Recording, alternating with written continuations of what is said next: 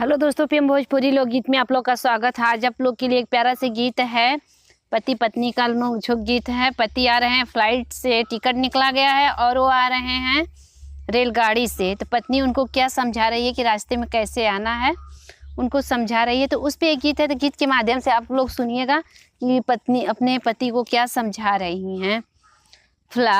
Flight के ticket कटाया, बलम रेलगाड़िया से आया। फ्लाइट के टिकट कटाया, बलम रेलगाड़िया से आया।